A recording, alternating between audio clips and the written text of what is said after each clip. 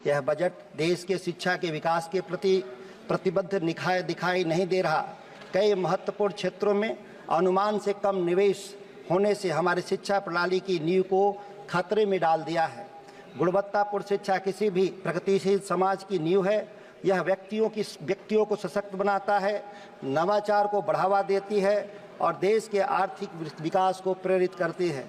तेजी से बदलते वैश्विक परिदृश्य में हमारे शिक्षा प्रणाली के द्वारा छात्रों को प्रतिस्पर्धा करने और फलने फूलने की आवश्यक कौशल और ज्ञान से लैस करना चाहिए।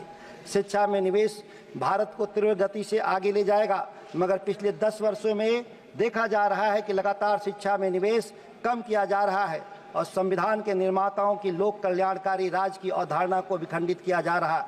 इस कारणवश राज्य अपने दायित्वों से पीछे हट रहा है और युवा त्राहिमाम कर रहा है। यह बजट देश के नागरिकों को बेहतर भविष्य का निर्माण नहीं कर रहा है। यह बजट आज की आवश्यकताओं को पूरा करने में अक्षम है, जैसे कुपोषण, अपर्याप्त बुनियादी ढांचा और डिजिटल विभाजन।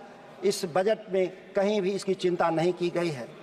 इस वर्ष केंद्र सरकार द्वारा आवंटित धनराशि का 90% भाग केंद्रीय विश्वविद्यालयों में जा रहा है, जहां देश के 10% से भी कम छात्र पढ़ते हैं। वहीं यूजीसी मानकों पर आधारित राज्य सरकारों के विश्वविद्यालयों में 10% मात्र बजट जा रहा है, जहां पर 90% छात्र शिक्षा ग्रहण करते हैं। यह स्थिति बेहद दुखदपूर्ण है। माननीय अध्यक्ष महोदय, शिक्षा मंत्रालय के लिए कुल आवंटित 1,20,000 करोड़ रुपए हैं। इस धनराशि के बावजूद शिक्षा की बढ़ती आवश्यकताओं और चुनौतियों को पूरा करने के लिए यह धनराशि अपर्याप्त है।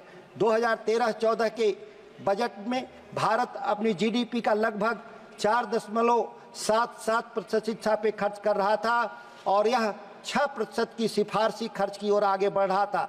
लेकिन 2014 के बाद जो देश में नई सरकार बनी, बाद से आवंटन लगातार घट रहा है। अब यह मात्र 2.5% रह गया है, जिसमें शिक्षा उपकर भी शामिल है, जो लगभग 65,000 करोड़ है।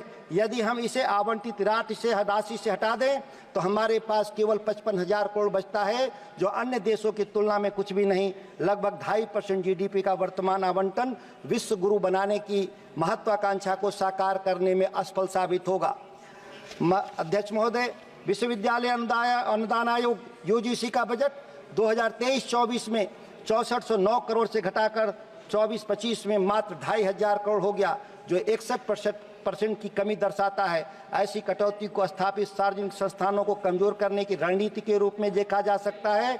हम अपने शिक्षा प्रणाली की बुनियादी संरचना को ठीक नहीं कर पाएंगे।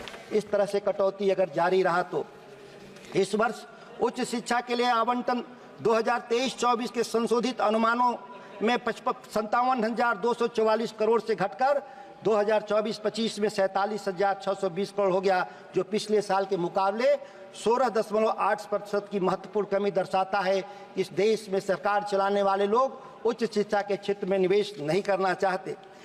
माननीय अध्यक्ष महोदय, कठोर कटौती हमारे उच्च शिक्षा संस्थानों के विकास और रखरखाव की कमजोर करती है, जिससे शिक्षा और अनुसंधान की गुणवत्ता प्रभावित होगी। माननीय अध्यक्ष महोदय, स्कूली शिक्षा और साक्षरता के लिए बजट में केवल 1% की मामूली वृद्धि की गई है। बच्चों में कुपोषण और अपर्याप्त स्कूली बुनियादी ढांचे जैसे महत्वपूर्ण मुद्दों को देखते हुए मामूली वृद्धि अपर्याप्त है। पीएम पोषण के बजट की कटौती और बच्चों में कुपोषण के निरंतर मुद्दों के साथ ही समस्या को हल करने के लिए आवंटन को काफी बढ़ाने की आवश्यकता है। आंगनबाड़ी के लिए बजट, जो बाल पोषण और प्रारंभिक शिक्षा के लिए महत्वपूर्ण है, 1.5% कम कर दिया गया है। पीएम पोषण योजना पहले से ही पर्याप्त धनराशि के अभाव में संघर्ष कर रहा है।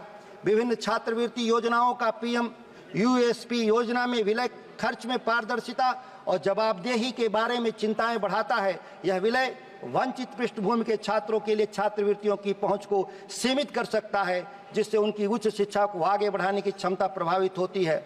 सरकार छात्रों को छात्रवृत्ति देने की बजाय ऋण लेने के लिए मजबूर कर रही है। हम देख रहे हैं कि वंचित और हाशिए पर के समाज के लिए छात्रवृत्तियों में हाल के समय में बड़े पैमाने पर कटौती किया गया और मजबूरन लोग शिक्षा ऋण की तरफ मुड़ रहे हैं।